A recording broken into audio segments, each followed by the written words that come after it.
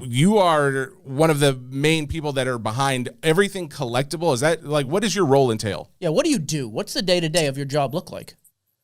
So I got responsibility for kind of all of eBay's collectibles categories, which obviously trading cards is a huge part of that. But sorry to say this, Mike, but it does extend into Jesse's other interests as well, with comics, coins, vinyl records, Disney pins, you name it, sort of like a lot of those categories that people out there just love to collect. So can I ask you, are cards the biggest section of the collectibles category? That's my question. Oh, you had it too. It is, yes. Oh. Cards are the biggest category out there. So honestly, at this point, if cards are the biggest thing in collectibles, I would be very curious what's next and how far down is it from cards?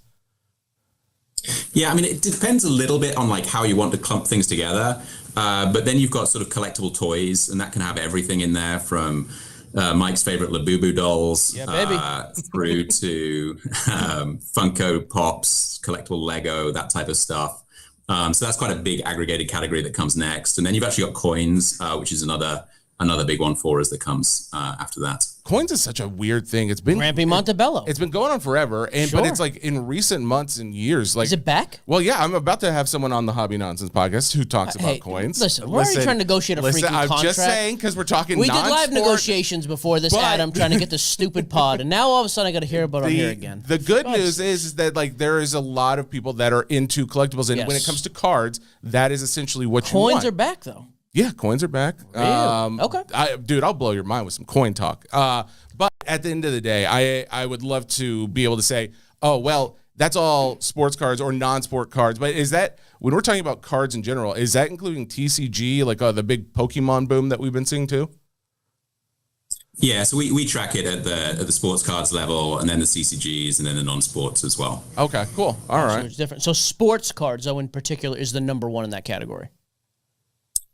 Again, and that sort of differs by country, so it depends where you're going to go around the globe, because you do see different popularities, but certainly in the US, the sports cards is the biggest. Gotcha. So then, I mean, my other big question, too, is obviously there has been a focus. I'm very curious, one, to see, like, in your mind, what the focus is.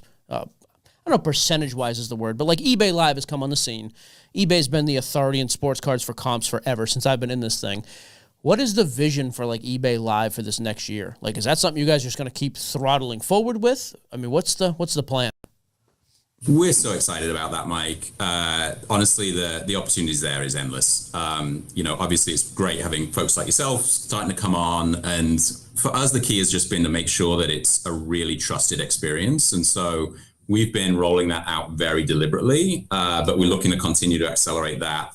The progress even over the last 3-6 months has been incredible. I mean, we just had a stream where someone was selling watches, and they did over $1 million watches in one single stream. Yeah, Vuka, this dude, you've probably seen him on TikTok. He runs around in Manhattan like hawking watches. He was on his first eBay live stream, $1 million. There was 1,000 people in a stream the whole time. He was selling Rolexes from $5,000 to like 80,000.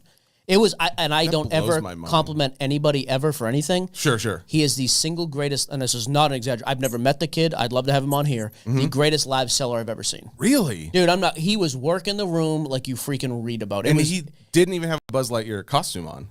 He's not a pervert. No. Okay. So yeah, it was impressive. Like, I do think that's interesting with eBay too. Me and Jesse live in the world of cards and collectibles and stuff, but there's like a massive eBay world out there that I think Live is going to really start to tee into. Well, I mean, when you think about it, eBay, that's kind of what eBay started as, or at least in my mind. When I first got on eBay, I went on there, which is funny, I got on there for cards back before you were doing card stuff. It was like early 2000s, but this is just because I had like a few, Tennessee Titans cards that I tried to move. And I remember trying to sell, an Eddie George or somebody similar on there.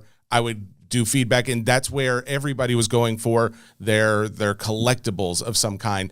I feel like now eBay is not necessarily just collectibles, but really is that still the heart of the business at the end of the day? 100%. I mean, I might be biased because it's my category, but we talk about it as being the core DNA of the company. And honestly, like, that's one of the reasons why we're so excited about live is it feels like it gets us back into a little bit of those early days where like the community was so important, and you've got people chatting away in the chat rooms and connecting in a way that they did in a lot of the early days of eBay.